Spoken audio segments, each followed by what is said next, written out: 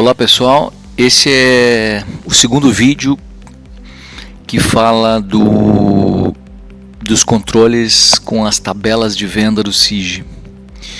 No último vídeo a gente falou como criar uma tabela aqui no menu cadastro, tabelas de venda, certo?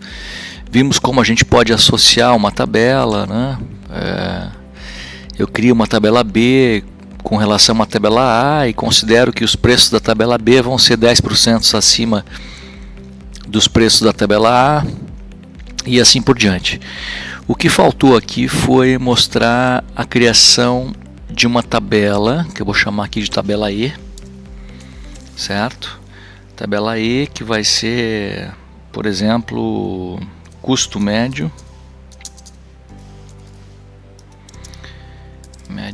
mais 30% de markup.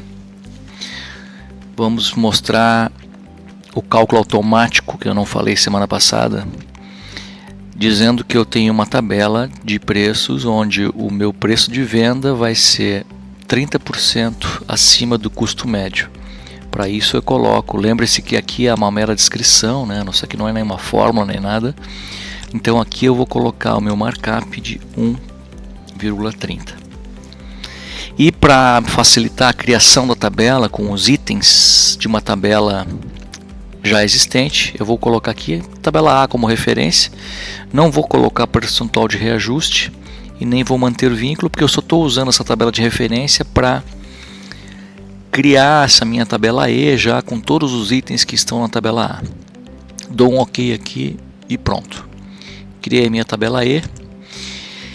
E semana passada eu mostrei para vocês aqui no menu vendas muito rapidamente essa tela onde eu tenho o controle de preços de venda, né? Onde eu posso então selecionar aqui uma tabela, né? Fazer filtros dos meus preços por tabela, por família. Aqui eu vou fazer então um filtro pela tabela E que eu acabei de criar. Tá aqui os meus dois itens. Eu criei esses dois itens com referências à tabela A. Por isso que os preços inicialmente estão iguais à tabela A. Se a gente olhar aqui a tabela A, os preços são exatamente iguais, certo? Mas aí que entra um recurso interessante aqui. Eu seleciono todos os itens e peço para fazer a atualização de preços. Ele vai agora buscar, para cada item que eu selecionei aqui, ele vai me buscar o custo médio desse item e vai aplicar um markup de 30%. Vamos atualizar aqui. Tá lá.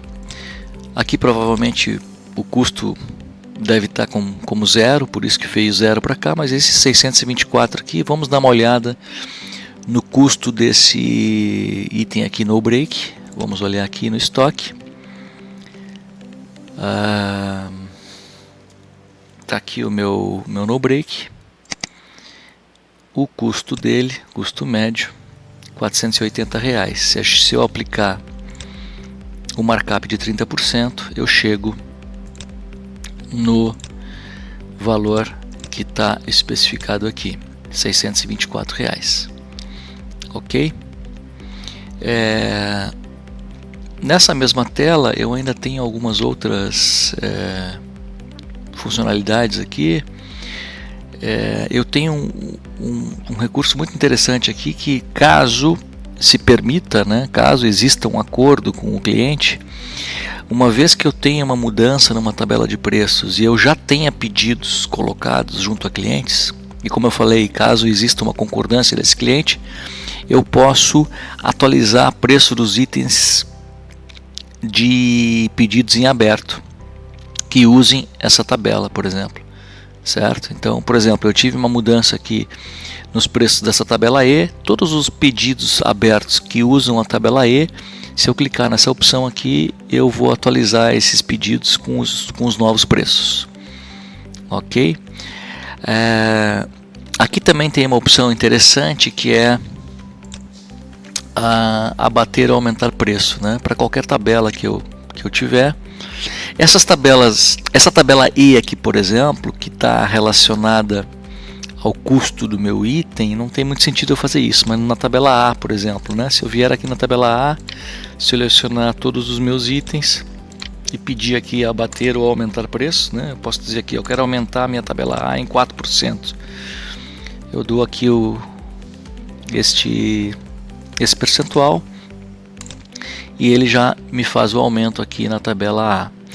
Não sei se vocês vão lembrar, mas nós tínhamos uma tabela C que estava vinculada à tabela A. Ela também deve ter seus preços modificados, porque, se não me engano, a tabela C nós criamos com 5% abaixo da tabela A, uma coisa assim, ok?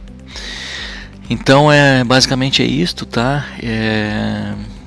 Este vídeo, então, de certa forma, encerra o assunto tabelas de venda.